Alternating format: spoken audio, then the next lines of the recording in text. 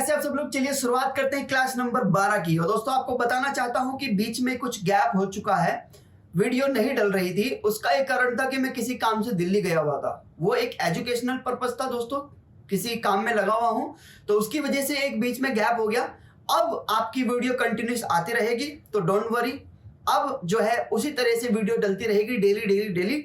तो अब आप बिल्कुल साथ में बने रहिएगा दोस्तों, और पेशेंस दिखाने के लिए धन्यवाद दोस्तों। चलिए शुरुआत करते हैं क्लास नंबर 12 की। दोस्तों सबसे पहले आपको बता दूं कि यहां पर हम कर रहे हैं most repetitive SSC one word substitutions को हम कवर कर रहे हैं, जहां पर हम कोशिश करते हैं कि जो रिलेवेंट वर्ड्स है केवल उन्हीं को कवर किया जाए। और यहां पर प्रीवियसली आस्क्ड वोकैबुलरी को हम कवर कर रहे हैं, जिनको हम निमोनिक्स की हेल्प से कवर करते हैं दोस्तों। चलिए दोस्तों शुरुआत करते हैं एक नई वीडियो की, वीडियो नंबर 12 की।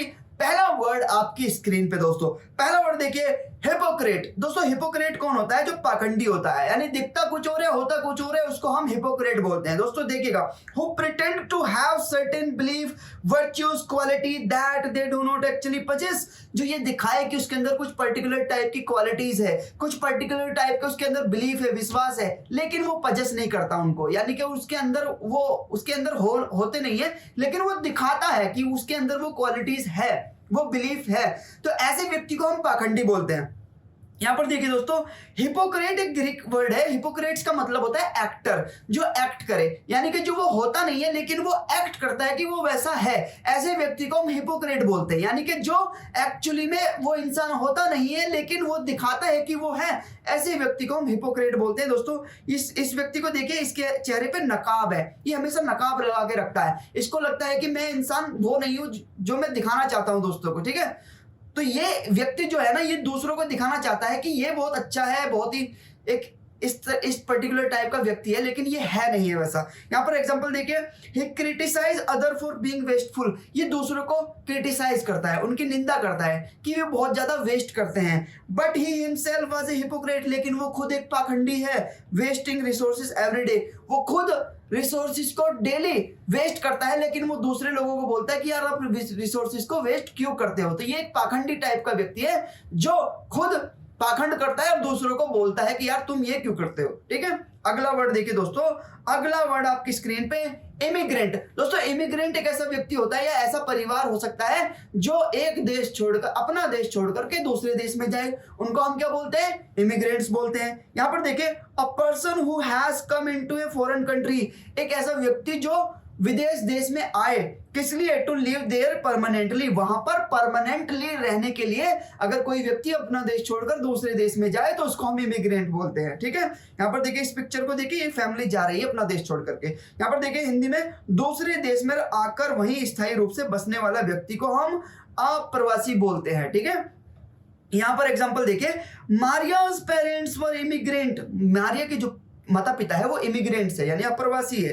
Who move to United State, जो अमेरिका चले गए हैं। Search of a better life for their family, वो अपने परिवार की बेटर लाइफ के लिए अमेरिका चले गए हैं, ठीक है, अपना देश छोड़ करके। अगला वर्ड देखिए दोस्तों, रेफ्यूजी। रेफ्यूजी भी अपना देश छोड़कर दूसरे देश में जाते हैं, लेकिन इनका जाने का जो पर्पस होता है वो दूसरा होता है। इमिग्रेंट्स भी अपना देश छोड़ के जाते हैं और रेफ्यूजी भी अपना देश छोड़ के जाते हैं, लेकिन रेफ्यूजी जो होते हैं ना, वो या तो किसी युद्ध की स्थिति में अपना देश छोड़ के जाते हैं, या अकाल की स्थिति में अपना देश छोड़ के जाते हैं, या वहां पर खाने का अभाव हो जाए तो अपना देश छोड़ के जाते हैं। इमिग्रेंट्स जो होते हैं वो ठीक ठाक हंसी खुशी जाते हैं दूसरे देश में बसने के लिए, या तो जॉब के लिए जाते हैं, या बिजनेस के लिए जाते हैं, या बेटर लाइफ के लिए जाते हैं। लेकिन रेफ्यूजी जो होते हैं अपना देश छोड़ के जाते हैं, वो मजबूरी में जाते हैं, ठीक है। यहां पर देखिए, a person who has been forced to leave his or her country, एक ऐसा व्यक्ति जिसको फोर्स किया जाए अपना देश छोड़ने के लिए। पॉलिटिकल और रिलीजियस रीजन, यानी कि राजनीतिक कारण भी हो सकता है कि वो राजनीतिक कारण से अपना देश छोड़ के जा रहे हैं कि वहां पर राजनीति बहुत गंदी है, या फिर रिलीजियस रीजन, यानी धार्मिक वजह से भी वो जा सकता है। यानी कि अगर किसी देश में धर्म युद्ध हो गया, यानी कि हिंदू मुस्लिम हो गया, या क्रिश्चियन मुस्लिम हो गया, या हिंदू या क्रिश्चियन कुछ भी युद्ध हो गया, तो वहां पर एक कम्युनिटी जो माइनॉरिटी होगी, वो वहां पर उनके साथ उत्पीड़न होगा, तो वो उस देश को छोड़ना चाहेंगे। तो रेफ्यूजी जो होते हैं ना, तो धार्मिक और राजनीतिक कारण से अपना देश छोड़ते हैं, ठीक है। Because there is a war or not enough food. वे क्यों छोड़ते हैं? क्योंकि वहां पे जंग होती है या फूड की कमी होती है, इस वजह से वो अपना देश छोड़कर चले जाते हैं। उनको क्या बोलते हैं? रेफ्यूजी बोलते हैं। जैसे सीरिया में देखिए, इराक में देखिए, है ना, अफगानिस्तान में देखिए, तो वहां पे लोग छोड़ छोड़ के दूसरे देश में बसने की तैयारी करते हैं। तो ऐसे व्यक्ति को हम क्या बोलेंगे दोस्तों? ऐसे व्यक्तियों को हम रिफ्यूजी बोलेंगे। यहाँ पर हिंदी में देखिए दोस्तों, भोजन के अभाव अथवा युद्ध की स्थिति में या राजनीतिक या धार्मिक कारणों से देश को छोड़ने को विवश जो हो जाते हैं, उनको हम क्या बोलते हैं? शरणार्थी बोलते हैं, और इंग्लिश में क्या बोलेंगे? रिफ्यूजी बोलेंगे। यहाँ पर एग्जांपल देखिए दोस्तों, द ह्यूमैनिटेरियन ऑर्गेनाइजेशन, यानी कि जो मानवाधिकार की जो ऑर्गेनाइजेशन है, प्रोवाइड एड, एड का मतलब होता है उनको सहायता प्रोवाइड कर रही है, एंड सपोर्ट टू रिफ्यूजी, जो शरणार्थी है उनको सपोर्ट दे रही है, उनको सहायता दे रही है। Who had fled the war torn region, जो वॉर टोन रीजन है, वॉर टोन का मतलब होता है कि कोई ऐसा क्षेत्र जहां पर जंग हो रही हो, वो बर्बाद हो गया वो क्षेत्र, तो ऐसे क्षेत्र को छोड़कर वो जा रहे हैं, फ्लीड कर रहे हैं, छोड़कर जा रहे हैं। अगला वर्ड देखिए, इनऑडिबल। दोस्तों मैंने आपको बताया था कि इन एक प्रीफिक्स होता है, जिस भी वर्ड में इन लग जाए उसका मतलब नॉट से हो जाता है, नहीं से, या वो वर्ड नेगेटिव बन जाता है। तो ऑडिबल का मतलब होता है सुनाई दे, और इनऑडिबल का मतलब होता है जो सुनाई ना दे। तो इस वर्ड को रखने का यही मतलब था कि आपको इन का मतलब समझा दिया जाए। इन किसी भी वर्ड में लग जाए तो उसका मतलब नेगेटिव से हो जाता है। ऑडिबल का मतलब जो सुनाई दे, इनऑडिबल का मतलब जो सुनाई ना दे। तो इनऑडिबल, नॉट ऑडिबल, ठीक है। इन का मतलब क्या होता है? नॉट। तो इनऑडिबल मतलब नॉट ऑडिबल, ठीक है, जो सुनाई ना दे उसको हम क्या बोलेंगे दोस्तों? इनऑडिबल बोलेंगे। That you can not here, जो तुम्हें सुनाई ना दे उसको क्या बोलेंगे? इनऑडिबल कहेंगे। जो जल्दी या आसानी से सुनाई ना पड़े उसको इनऑडिबल बोलते हैं। यहाँ पर देखिए, the background noise in the crowded room, जो क्राउडेड रूम का मतलब जो भीड़ से भरा हुआ रूम है, उसमें बैकग्राउंड नॉइज बहुत ज्यादा है। Made the speaker words inaudible, जो स्पीकर वहां पर बोल रहा है उसकी वॉइस यहां तक नहीं आ रही है, इनऑडिबल है, सुनाई नहीं दे रही है। To the most of audience, जो ज्यादातर जो ऑडियंस है उनको सुनाई नहीं दे रही है। अगला वर्ड देखिए दोस्तों, इनक्रेडिबल। क्रेडिबल का मतलब होता है जिसपे विश्वास हो, और इन लग जाए यानी कि नॉट विश्वसनीय, यानी कि अविश्वसनीय। तो इनक्रेडिबल का मतलब हो गया which is not credible, which is not believable, ठीक है। तो इनक्रेडिबल का मतलब जिसपे विश्वास ना हो, ठीक है। यहां पर देखिए, इम्पॉसिबल और वेरी डिफिकल्ट टू बिलीव, मतलब विश्वास करने में बहुत मुश्किल हो कि यार ऐसा कैसे हो सकता।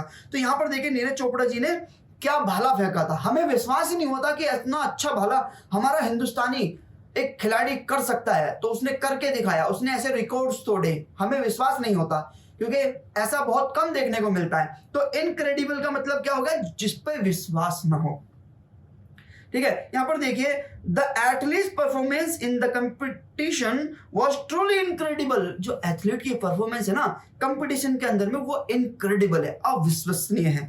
ब्रेकिंग मल्टीपल रिकॉर्ड्स, उसने रिकॉर्ड्स तोड़ दिए हैं। शोइंग एक्सेप्शनल स्किल, उसने अपनी एक्सेप्शनल स्किल दिखाई है। एक्सेप्शनल मतलब अपवाद जनक, उसने अपनी स्किल्स को दिखाया कि ऐसा उसने करके दिखा दिया कि हमें विश्वास नहीं होता। इनक्रेडिबल, अविश्वसनीय। चलिए दोस्तों अगला वर्ड देखते हैं। अगला वर्ड है इंडिफेटिगेबल। देखो फटीग जो वर्ड होता है ना, फटीग का मतलब होता है थकना। फटीग का मतलब क्या होता है? थक जाना। और इन यहां पर लग जाए तो जो थके ना, इन मतलब, इनका मतलब मैंने क्या बताया था? इनका मतलब मैं बार बार बता रहा हूं ना, इनका मतलब होता है नोट से, नहीं से, यानी कि जो थके नहीं, है ना। तो इंडिफेटिगेबल, ऐसा व्यक्ति जो थके ना उसको हम क्या बोलेंगे? इंडिफेटिगेबल बोलेंगे, ठीक है दोस्तों। यहां पर देखिए, यहां पर एग्जांपल देखिए, मैं समझाता हूं आपको। एग्जांपल में क्या लिखा है? नेवर गिविंग अप और getting tired of doing something, जो कभी थके ना, जो कभी गिव अप ना करे, ठीक है, जो कभी थके ना, कभी गिव अप ना करे कुछ करने में, तो उसको हम क्या बोलेंगे? इंडिफेटिगेबल बोलेंगे, ठीक है। निरंतर काम करने वाला, अथक या हार ना मानने वाला ऊर्जावान व्यक्ति को ही हम इंडिफेटिगेबल बोलते हैं। स्वाहा, समझ में आया? चलिए, शी रिमेन्ड इंडिफेटिगेबल, वो इंडिफेटिगेबल रिमेन्ड है, वो अभी बची हुई है, ऊर्जावान। Working day night to complete the project, वो अपने प्रोजेक्ट को कंप्लीट करने के लिए दिन रात काम कर रही है, तो उससे व्यक्ति को हम क्या बोलेंगे? इंडिफेटिगेबल बोलेंगे दोस्तों। क्या बोलेंगे? इंडिफेटिगेबल। बोलिए मेरे साथ, इंडिफेटिगेबल, जो थके ना, जो कभी अपनी ऊर्जा को डाउन ना करे, जो चलता रहे, निरंतर काम करता रहे, उसको हम क्या बोलेंगे? इंडिफेटिगेबल। और अब हम भी इंडिफेटिगेबल बनने वाले हैं दोस्तों, कंटिन्यूअस काम करेंगे।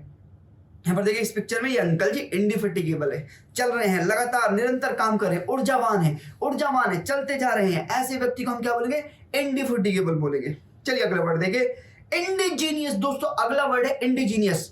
आप देखिए यहां पर देखिए, जो व्यक्ति अलग अलग आपने देखे हैं प्रजाति के होते हैं, आपने देखा होगा कि बहुत सारी प्रजातियां होती है जो अलग अलग देश के कोने कोने में रहती है, ठीक है। कुछ प्रजातियां रहती हैं आपके आसाम में, कुछ रहती है आपके गुजरात में, कुछ रहती है राजस्थान में। तो यहां पर देखिए, यूज अबाउट पीपल, एनिमल और प्लांट्स, ये किसके लिए यूज होते हैं? लोगों के लिए, प्लांट्स पेड़ पौधों के लिए, और जानवरों के लिए, तीनों के लिए यूज होते हैं। लिविंग और ग्रोइंग इन द प्लेस, किसी एक पर्टिकुलर प्लेस में वो रहती है और वहीं पे ग्रो कर रही है। Where they are from originally, वे वहीं पर ओरिजिनली वहीं के होते हैं और वहीं पे ग्रो कर रहे होते हैं। तो ऐसे क्षेत्र को हम क्या बोलते हैं? इंडिजीनियस के लोग बोलते हैं। जैसे हिंदी में हम इनको स्थानीय लोग बोल देते हैं कि ये इसी क्षेत्र में रहते हैं, इसी देश के, ये इंडिजीनियस पीपल है, स्थानीय लोग है। समझे ना बात को? तो यहाँ पर देखिए, पशु, मनुष्य या पौधों अपने मूल स्थान में स्थिति या स्वदेशी, स्थानीय जो लोग होते हैं उनको हम क्या बोलते हैं? इंडिजीनियस बोलते हैं। यहां पर एग्जांपल देखिए, द इंडिजीनियस ट्राइब्स, जो जनजाति है, इंडिजीनियस जनजाति है। कौन सी? जो इंडिजीनियस जनजाति है, जो स्वदेशी जनजाति है, of the Amazon rain forest, जो अमेज़न जंगल में जो रहते हैं, have a deep understanding of local ecosystem, उनको बहुत गहरी समझ है किसकी? जो लोकल इकोसिस्टम है उनका, उनके बहुत ज्यादा समझ है उनको, क्योंकि बहुत पुराने समय से वो वहीं पे रहते आ रहे हैं। तो उनको, वो उस क्षेत्र के निवासी है, स्वदेशी है वो वहां के, वो मूल निवासी है वहां के, वो स्थानीय लोग है, इंडिजीनियस लोग है। समझे ना बात को? अगला वर्ड देखिए, इनएफेबल। दोस्तों एफेबल का मतलब होता है, आप पहले यहाँ पे देखिए, एफेबल का मतलब होता है जिसको हम वर्ड्स में एक्सप्रेस कर सके, जिनको हम शब्दों में बता सके, कि मैं बता सकता हूं कि मैं आपको कितना प्यार करता हूं। It is affable. But ineffable, कि मैं आपको बता नहीं सकता कि मैं आपको कितना प्यार करता हूं, इसको बोलते हैं इनएफेबल। मैंने बताया ना आपको कि इनका मतलब होता है नोट से, इनका मतलब क्या होता है? नोट से। और एफेबल का मतलब होता है जिसको वर्ड्स में मैं एक्सप्रेस कर सकूं। तो इनएफेबल का मतलब जिसको वर्ड्स में एक्सप्रेस ना कर सकूं, इनएफेबल। समझे ना? यहां पर देखिए, too great beautiful to describe in words, इतना ज्यादा सुंदर हो, इतना ज्यादा खूबसूरत हो कि जिसको मैं डिस्क्राइब ही ना कर सकूं वर्ड्स में, ठीक है। यहां पर देखिए, इस पिक्चर को देखिए, it is ineffable picture, it is ineffable picture. ये एक ऐसी पिक्चर है जिसको मैं वर्ड्स में डिस्क्राइब नहीं कर सकता। इसकी खूबसूरती इतनी है कि मैं बता नहीं सकता कि ये कितने अच्छे पिक्चर्स आपके सामने हैं। अत्यधिक महान, सुंदर आदि होने के कारण शब्दों में वर्णन करना कठिन हो तो उसको क्या बोलेंगे? इनएफेबल बोलेंगे। दोस्तों यहां पर देखिए सेंटेंस में, the beauty of the sunset over the ocean was truly ineffable. जो सनसेट की, जो सूरज के छिपने की जो ब्यूटी है, वो ओवर द ओशियन, समुद्र के ऊपर, वाज ट्रूली इनएफेबल, वो बहुत ही ज्यादा खूबसूरत है कि मैं वर्ड में बता नहीं सकता। Living us in a awe of nature splendour, हमको किस में छोड़ दिया उसने? ओ में, मतलब बहुत ज्यादा हम उसको शौक हो गई देख करके, और नेचर का स्प्लेंडर, जो नेचर की खूबसूरती उसको देखकर हम ओ हो गए, हमने कहा ओ क्या खूबसूरत है ना। चलिए अगला वर्ड देखिए, इंटेस्टेट। दोस्तों स्टेट का मतलब होता है प्रॉपर्टी से, और इंटेस्टेट का मतलब समझिएगा दोस्तों, अगर कोई माता पिता अपनी जो वसीयत को बिना नाम किए अपने पुत्रों के या अपनी औलाद के, अपनी बेटी या पुत्री या पुत्र के बिना नाम किए उनकी डेथ हो जाए तो उसको हम इन स्टेट बोलते हैं, ठीक है। यहां पर देखिए, not having made a will before one died. Will का मतलब होता है संपत्ति नाम करना। तो एक तो हेल्पिंग वर्ब भी होती है विल, मॉडल भी होता है, उसको छोड़िए। विल का दूसरा मतलब भी होता है। विल का मतलब होता है कि कोई लीगल प्रॉपर्टी जो होती है उसको किसी के नाम कर देना, वसीयत नामा कर देना, उसको भी विल बोलते हैं, लीगल विल बोलते हैं इसको, ठीक है। तो having, not having made a will before one die, कोई व्यक्ति मरने से पहले अपनी औलाद के नाम वसीयत ना करे तो उसको हम क्या बोलते हैं? इंटेस्टेट बोलते हैं। क्या बोलते हैं? इंटेस्टेट बोलते हैं। वसीयत को नाम ना करने को हम क्या बोलते हैं? इंटेस्टेट बोलते हैं। तो यहां पर देखिए, since John did not create a will before his sudden passing, क्योंकि जॉन जो था ना, वो अचानक से उसकी मृत्यु हो गई और उसने विल को क्रिएट नहीं किया था, उसने वसीयतनामा को क्रिएट नहीं किया था।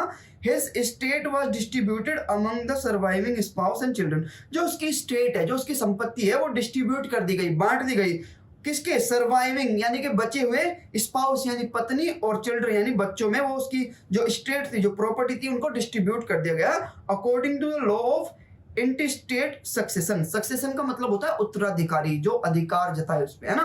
तो इंटरस्टेट सक्सेशन को के लॉ के अनुसार उनके नाम वो कर दी गई है, ठीक है।